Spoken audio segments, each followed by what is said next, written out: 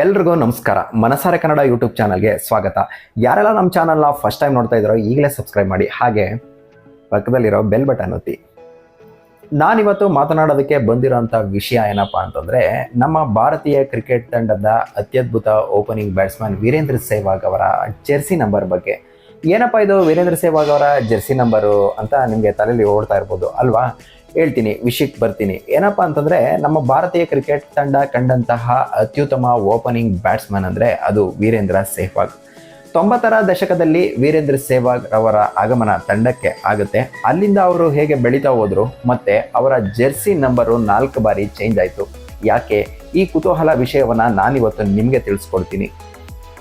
1999ರಲ್ಲಿ ವೀರೇಂದ್ರ ಸೆಹ್ವಾಗ್ ಅವರು ಭಾರತೀಯ ಕ್ರಿಕೆಟ್ ತಂಡಕ್ಕೆ ಆಯ್ಕೆ ಆಗ್ತಾರೆ. ಅದು ಸಾಯಿರಾಜ್ ಬಹುತುಳೆ ಎಂಬ ಇಂಡಿಯನ್ ಕ್ರಿಕೆಟರ್ ಇಂಜೂರ್ ಆಗಿರ್ತಾರೆ. ಅವರ ಪ್ಲೇಸ್ಗೆ ರೀಪ್ಲೇಸ್ಮೆಂಟ್ ಆಗಿ ನಮ್ಮ ವೀರೇಂದ್ರ ಸೆಹ್ವಾಗ್ ಅವರು ಆಯ್ಕೆ ಆಗ್ತಾರೆ. ವಿಷಯ ಏನಪ್ಪ ಅಂತಂದರೆ, ವೀರೇಂದ್ರ ಸೆಹ್ವಾಗ್ ಆಯ್ಕೆಯಾದಾಗ ಅವರಿಗೆ ಯಾವುದೇ ರೀತಿಯಾದಂತಹ ಜೆರ್ಸಿ ನಂಬರ್ ಇರೋದಿಲ್ಲ. ಹಾಗಾಗಿ ಅವರು ಸಾಯಿರಾಜ್ ಬಹುತುಳೆ ಅವರ 44 ಜೆರ್ಸಿ ನಂಬರನ್ನು ಇಟ್ಕೊಂಡು ಇವರು ಭಾರತ ಕ್ರಿಕೆಟ್ ತಂಡದಿಂದ ಆಟ ಆಡೋದಕ್ಕೆ ಪ್ರಾರಂಭಿಸ್ತಾರೆ. ಅಲ್ಲಿಂದ ವೀರೇಂದ್ರ ಸೆಹ್ವಾಗ್ ಮುಟ್ಟದ್ದೆಲ್ಲ ಚಿನ್ನನೆ.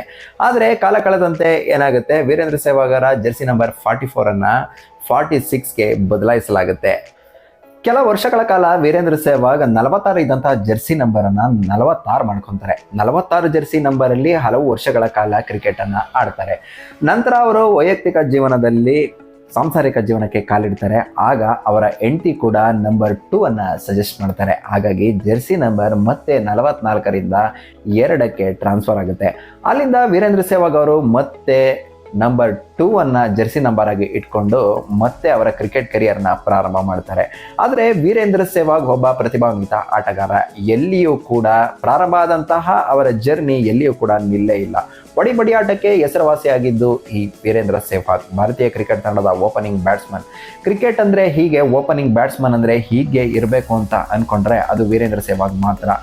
ಓವರ್ನ ಮೊದಲನೇ ಎಸೆತ ಇರಲಿ ಹಾಗೂ ತಂಡದ ಕೊನೆಯ ಓವರ್ನ ಕೊನೆಯ ಎಸೆತ ಇರಲಿ, ಅವರಿಗೆ ಇದ್ದಂತಹ ಆನ್ಸರ್ ಮಾತ್ರ ಬೌಂಡರಿ ಅಥವಾ ಸಿಕ್ಸರ್. ಈ ಬಡಿ ಆಟದಲ್ಲಿ ತುಂಬಾ ಪ್ರಸಿದ್ಧಿಯನ್ನ ಪಡ್ಕೊಂಡಿದ್ದು ವೀರೇಂದ್ರ ಸೆಹ್ವಾಗ್ ತಂಡಕ್ಕಾಗಿ ಆಡ್ತಿದ್ದಂತಹ ಬ್ಯಾಟ್ಸ್ಮನ್. ವೈಯಕ್ತಿಕ ಮೊತ್ತ 0 ಆಗಿರಲಿ, 49 ಆಗಿರಲಿ, 99 ಆಗಿರಲಿ, ಶತಕದ ಅಂಚಿನಲ್ಲೇ ಇರಲಿ ಹಾಗೂ ಡಬಲ್ ಸೆಂಚುರಿ ಕೂಡ ಇವ್ರು ಮಾಡಿದ್ದಾರೆ. ಡಬಲ್ ಸೆಂಚುರಿ ಹತ್ತಿರದಲ್ಲಿರಲಿ ಅಥವಾ ಅವರು ತ್ರಿಬಲ್ ಸೆಂಚುರಿ ಹತ್ರದಲ್ಲಿರಲಿ, ಆದರೆ ಇವರು ಹೊಡಿತಿದ್ದು ಮಾತ್ರ 4 ಮತ್ತು 6, ಯಾವುದೇ ನಿರ್ಭೀತಿ ಇಲ್ಲದೆ ಹೊಡಿತಾ ಇದ್ರು. ಹಾಗಾಗಿ ಇವರು ತಂಡಕ್ಕೋಸ್ಕರ ಆಡ್ತಿದ್ರೆ ಹೊರತು ವೈಯಕ್ತಿಕ ಮೊತ್ತದಿಂದ ನಂದು 100 ಆಗಲಿ ಅಂತ ಯಾವತ್ತೂ ಕೂಡ ಇವರು ತಮ್ಮ ಬಡಿ ಆಟದಿಂದ ಹಿಂದೆ ಸರಿದವರೇ ಅಲ್ಲ. ಆರಂಭಿಕ ಬ್ಯಾಟ್ಸ್ಮನ್ ಒಬ್ಬ ಈ ರೀತಿಯ ಬಡಿ ಆಟದಿಂದ ಫೇಮಸ್ ಆಗಿದ್ದಾನೆ, ಈ ರೀತಿನೂ ಆಡಬಹುದು ಅಂತ ತಿಳಿಸ್ಕೊಟ್ಟಿದ್ದು ವೀರೇಂದ್ರ ಸೆಹ್ವಾಗ್ ಮಾತ್ರ.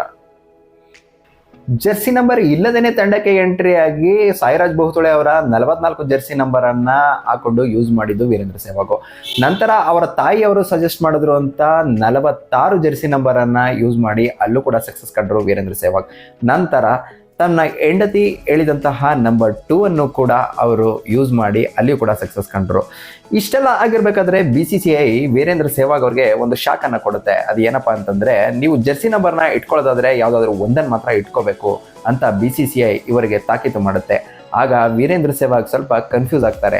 ಯಾವ ನಂಬರ್ ಹಾಕೊಳ್ಳೋದು, ಯಾವ್ದು ಬಿಡೋದು ಅಂತ ಕನ್ಫ್ಯೂಸ್ ಆದಾಗ ಅವ್ರ ಮೈಂಡಲ್ಲಿ ಒಳದಿದ್ದು ಒಂದೇ ಥಾಟ್, ಏನಪ್ಪ ಅಂದರೆ ಇಷ್ಟೆಲ್ಲ ಗೊಂದಲ ಬೇಡ ಅಂತ ಹೇಳಿ 2011ರ ವಿಶ್ವಕಪ್ನಲ್ಲಿ ವೀರೇಂದ್ರ ಸೆಹ್ವಾಗ್ ಜೆರ್ಸಿಯಲ್ಲಿ ಯಾವುದೇ ನಂಬರ್ ಕೂಡ ಇರಲ್ಲ.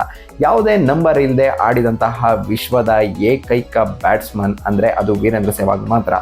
ಅಲ್ಲಿಂದ ವೀರೇಂದ್ರ ಸೆಹ್ವಾಗ್ ಅವರು ವರ್ಲ್ಡ್ ಕಪ್ 2011ರ ವಿಶ್ವಕಪ್ನಲ್ಲಿ ಆಡಿದಂಥ ಮೊದಲ ಪಂದ್ಯದಲ್ಲಿ ಅವರ ಜೆರ್ಸಿಯಲ್ಲಿ ಯಾವುದೇ ನಂಬರ್ ಇರೋಲ್ಲ. ಆದರೆ ಮೊದಲ ಪಂದ್ಯದಲ್ಲಿಯೇ ಸೆಹ್ವಾಗ್ ಅವರು 175 ರನ್ನನ್ನು ಚೆಚ್ಚಿ ಬಿಸಾಕ್ತಾರೆ.